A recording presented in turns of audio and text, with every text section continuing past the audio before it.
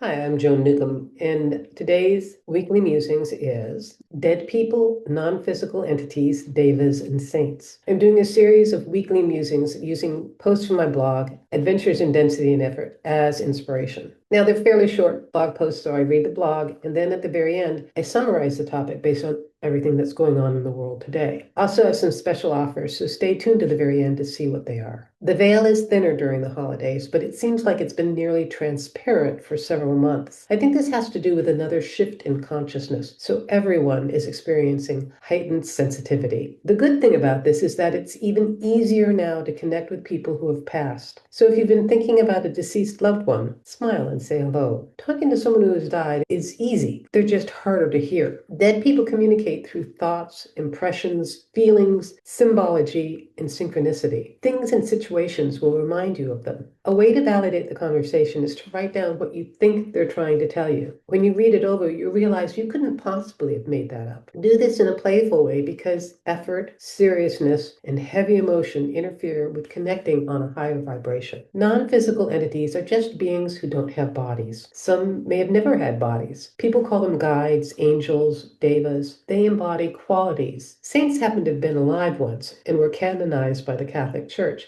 because they've done something miraculous. Saints embody qualities as well. If you want something and don't feel direct access to it from consciousness, communicating with an angel, saint, or deva can help you have it. Devas even get created by collective focus. Businesses have overlighting devas. You can improve your work by communicating with your company deva. You can even have staff meetings with it. Countries have devas as well. You can communicate with yours to get it bigger and more neutral beyond political perspective of what's going on with your nation. Just because you can't see them doesn't mean they don't exist. And just because they're invisible doesn't mean they're more powerful than you. Everyone has authority over their own space. You are always at choice. Play with this over the next 7 days and see what happens. And leave me a comment below when you do because I love to read your comments. So I think this is an appropriate time for this to go out. We've just had a Halloween, and the day after that is All Saints' Day. And both of those have roots in ancient holidays that are specifically about connecting with people who've gone beyond. In Mexico, it's the Day of the Dead, Dias de los Muertos. So there are certain times of year where it's more powerful than others, but every day we can connect with someone who has passed. Every day we're able to connect with something that is non-physical. And what I thought was interesting in reading this, I wrote it 11 years ago, that I had forgotten that countries have devas. I knew about companies and groups, for instance, the Findhorn community, after they had formed Eileen, who was one of the three founders of it, started to tune into that there was a deva that had formed, the deva of Findhorn. And the thing is when you're working on a spiritual level, it's really useful to connect to the deva of your community to help know what direction you're going in. The times where Findhorn has faltered is when they have not done that and only focused on their own personal needs. You could say that about everything, companies, countries. So it's interesting to remember that the United States has a deva and that communicating with it helps you get a bigger and more neutral beyond politics perspective of what's going on, as I find myself starting to do that on camera.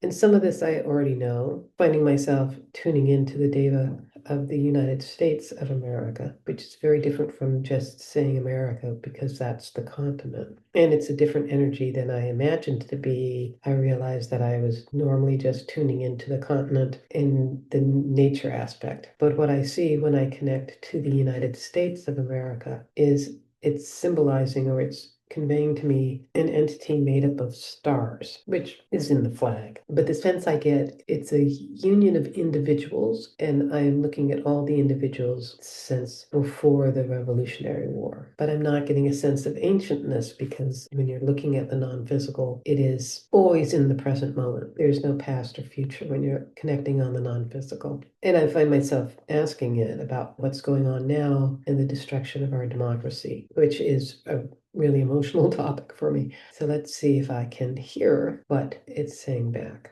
The United States is an experiment. It's a glorious experiment. It is ever renewing and growing and expanding. It's showing me times in the past where democracy has stumbled but not completely failed. It was showing me times, I'm not very familiar with American history, so it was showing me times prior to the Civil War, and now it's showing me Lincoln's face in the Civil War. And it's saying that we are in a time like this again. It is saying to me that the current president is not a strong personality, but the forces behind it. And I'm seeing the various characters from the administration, Steve Miller, Bannon, Putin's behind there. On one level, their intent is to destroy. And now what I'm seeing symbolically is like they're like termites that are eating rotten wood. They're not going for the healthy wood. I don't know anything about termites. I could be wrong about this, but they're not going for the healthy wood. They're just eating what is rotten. And what they're actually doing is creating space for something bigger, newer, and more healthy. And I'm just double checking. I'm being shown symbols. Besides my energy shifting about this, I'm being shown a sequoia, a massive giant redwood, in that the termites are owning a small portion of it, and that the United States itself is this massive redwood that is bigger than the ants that are trying to get at it. That the concept of the United States is stronger than anything that would try to destroy it, because it's rooted in spiritual principles, even though it's not. The founders definitely did not want it rooted in religion. So the other thing I'm seeing, hearing, is that it's not possible for me to see beyond the hurdle that we have to get through, because there's so much for us to learn leading up to that hurdle. Frustrating, but I get the sense that we are going to meet the moment, and collectively we are bigger than they are, and that we will prevail. And what's beyond this is something bigger than we could possibly imagine. And the challenge is for us to be in the present moment leading up to overturning this. And it's calling on all of us,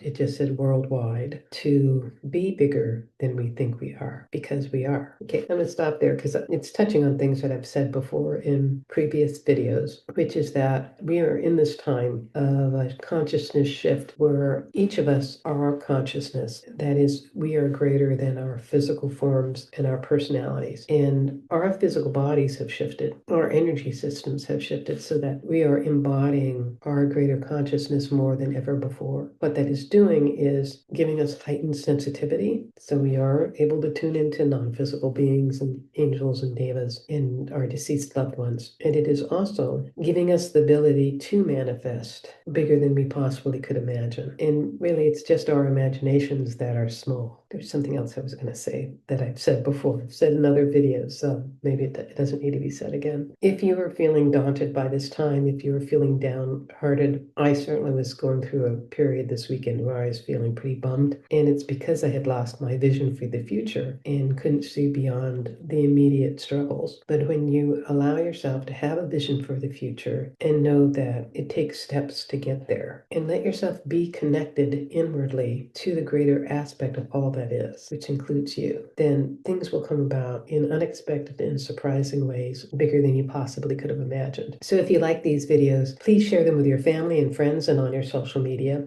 Please click the thumbs up, the heart button, follow, subscribe, click the bell icon, and all of these things help the algorithm know to share this far and wide and get this out to someone who really needs to see this information. And if you want an example of one of my conscious techniques, there's a free one below called the Skybox technique. I really should change it to the drone technique, because it gives you a drone's eye perspective of what's going on in your life today. And also there's a self-study course, and I think another course linked below. And if you want to know more about me and my one-on-one coaching or my individual sessions, go to my website, joan-newcomb.com, and I'll see you next week in another Weekly Musings.